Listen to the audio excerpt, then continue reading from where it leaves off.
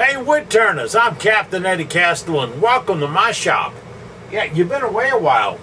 Been looking for friends to hang out and do things. Isaac's gone, it's safe. Just a little damp, still can't walk in the yard. But things are drying out. I got a little trouble with management. Yeah, management yesterday that I rushed through a part of the video that I'm going to get phone calls about. I talked about using a drawbar.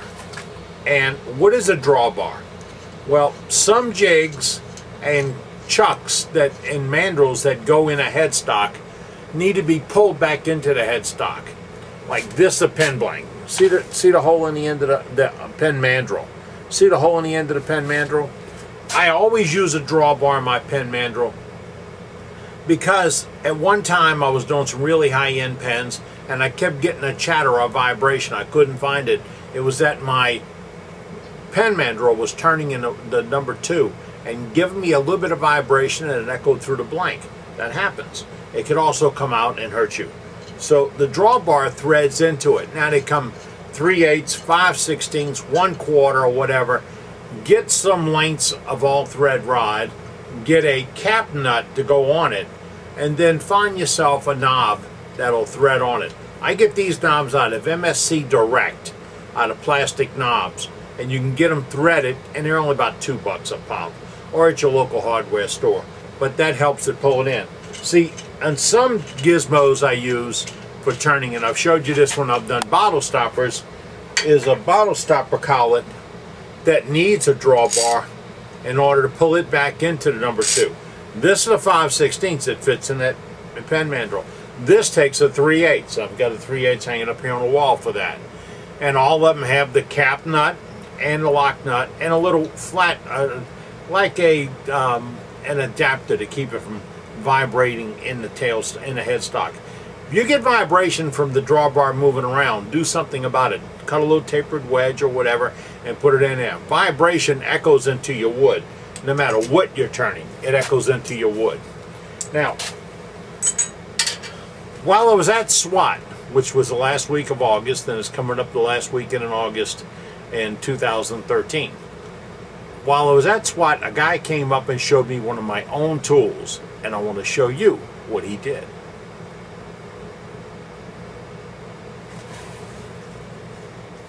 This is one of my R2 cutters on my 1/2-inch bar. This guy took a piece of 1/2-inch conduit, and this is aluminum conduit from the electrical supply company, and he drilled it and tapped it for 2/4-inch Allen screws. Yeah. Now this handle is only about 10 inches long, and for a sleeve on it, he's got a piece of 1-inch plastic water pipe he got from the hardware store, and he slid it on there. Now I've got a whole bunch of this plastic pipe, and I just didn't figure out how to make these connectors better. I'm still working on it. It's still in an R&D phase. But then he took the cutter, the bar for the cutter, and he shortened it to about 8 inches. He softened the 4 corners, as you can see. He softened those corners. One pass on the grinder did it. Then he puts it in the rig, and you tighten it up. You don't have to over tighten it. That's the problem we're running into. You'll strip out the aluminum, or now get this, you can use a lightweight steel too, okay? Just when you're in the hardware store finding that 12-inch nipple, because you got to cut the threads off each end, get them the size of a piece of pipe to go on it. And if it's a little bit loose, doesn't hurt to squirt a little adhesive down in there when you set it and let it dry or cure a couple of days. Now this is a very short version of the R2 cutter bar, and I like it. I got to show you what it does. I'm going to stay with the Ruth Niles offset faceplate, the indexable offset faceplate. I have it running true right now, and this is my old friend Corian. Again, I have it on double stick tape. I'm going to use that shortened R2 cutter on this because I've been hearing from pen turners that this is the weapon of choice for pen turners.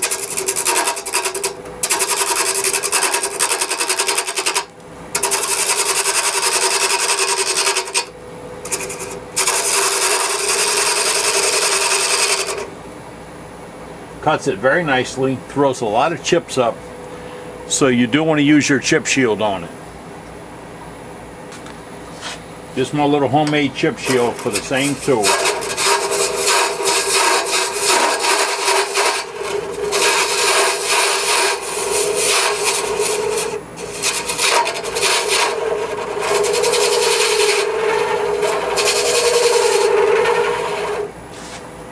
Beauty of this tool is it cuts from almost every angle. We've got to get this.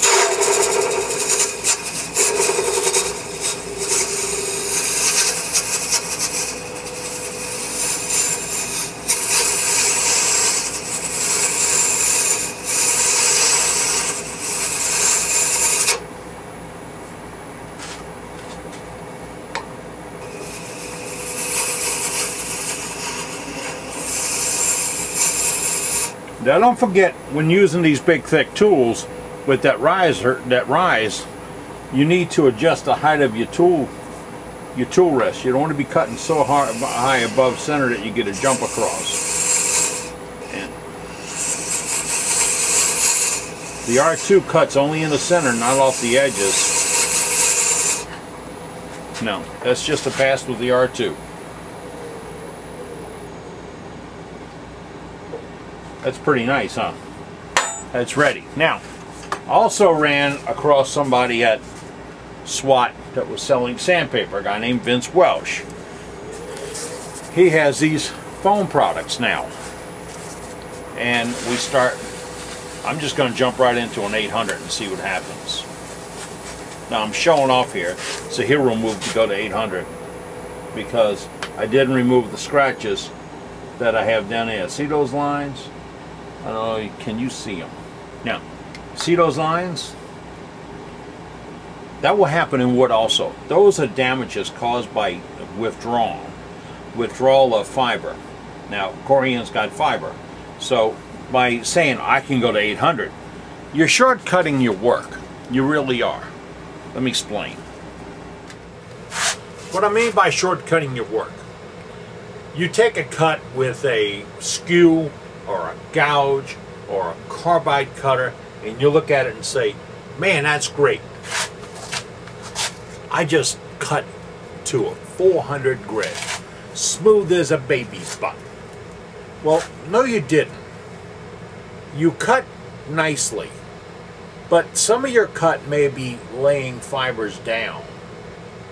So when you start with 400, you're not picking those fibers back up and slicing them off.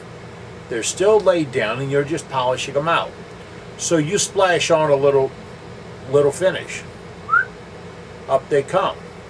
Then you have a difference in color. You have blotchiness. Why? Because this isn't absorbing the finish like the stuff that's been chopped off. So here, I talked to a really top-notch, expert, world-class ornamental turner whose work sells for thousands.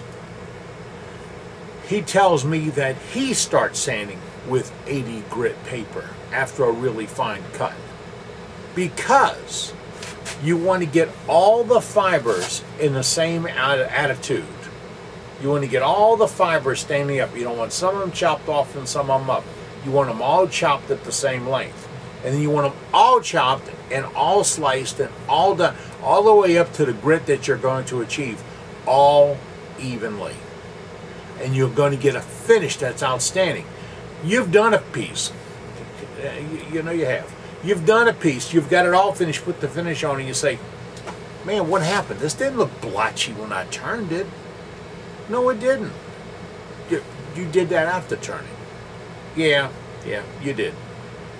So, when you start sanding, let's start sanding with 80, 100, 120. Let's get down to some heavy-duty stuff. Lift all the fibers, get them all fresh, and then take them down just like you should, all the way to what you want to achieve. I've heard pen turners tell me, I sand to 2000. That's nice if you're sanding a finish, but if you're sanding wood to 2000, you're just, never mind. But you can polish the finish to that. You can take the scratches out of the finish and bring it up to that. That's nice. All right, now let's get back to this project. This is the same piece. You don't see those lines or those pulls. I went to 120 and brought it up. 120, 150, 180, 220, 320, 400, 600, 800. And how do you do the steps? A nice step is 1/2 of the grit increase over what you had. So an 80 goes to 120, a 120 goes to 180. That's 60 more, which is half of 120. 90 plus 180, they don't have one in that range sometimes. So you go to 220. Half of 220 plus 220 is 320. And then the next nice even step is 4, 6, 8, and on up. And that gave me a really fine polished finish. Makes a big difference. You would think sanding is simple. No, it's just important. I recently saw a demo on this Wagner texturing tool at SWAT. I was trying to see a demo on a decorating elf, but the guy recognized me, and remember I showed you how to make something real close to that called the decorating genie? Well, he didn't want to show me how to use it, so he stopped showing it and walked away. Surprise. Alright, now 500 RPMs. This is my 3rd time with this. I've sanded 2 of them off because I didn't start the camera the first time, and the second time I didn't like it. Now this time, let's go again.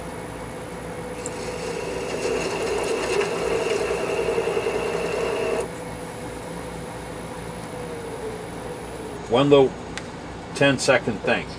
Nice swirl pattern, huh?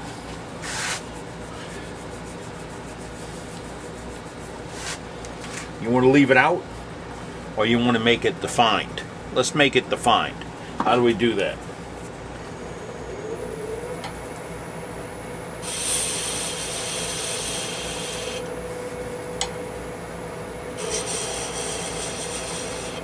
That's my skew up on edge, on the flat.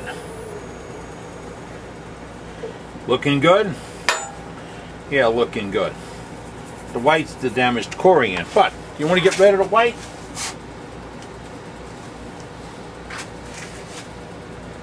This is Rub and Buff from Michael's Arts and Crafts.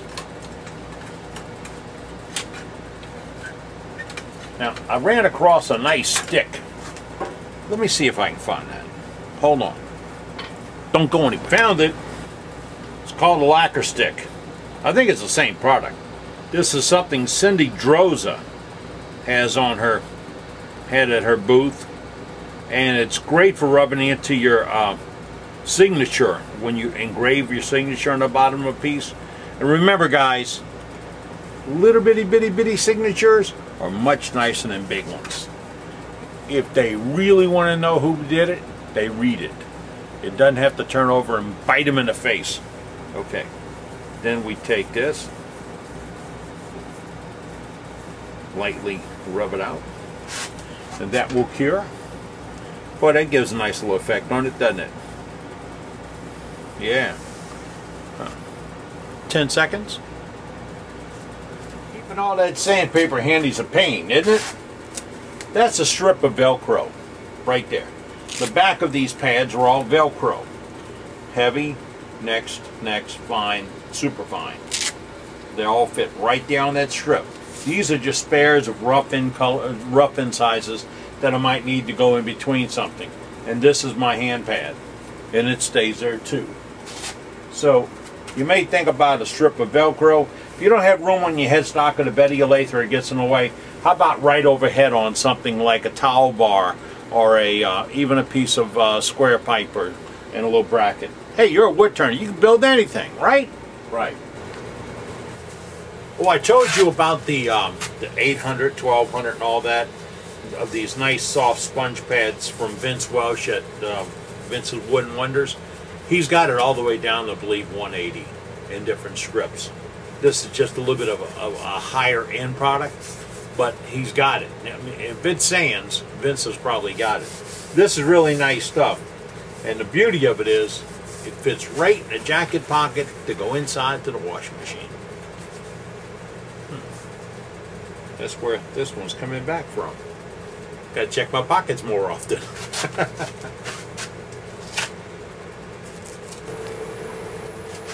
I almost forgot something that fella told me about sanding. I'd mentioned his name, but then be a name dropper. Okay. You sand with this grit, whatever grit it is. When you take it away, clean off the sandpaper, not necessarily in a smock, and then clean off the work. One grit from that paper that got carried from the paper before, and the paper before, and the paper before, is leaving scratches on here. So I'm going to start with this piece, and it's clean, and that's clean. And I know I'm not carrying any large grit or a piece of trash or anything else back up to the piece. Get done with it. Clean that off. You do that even in rough work, and you'll find that your finishes are much better.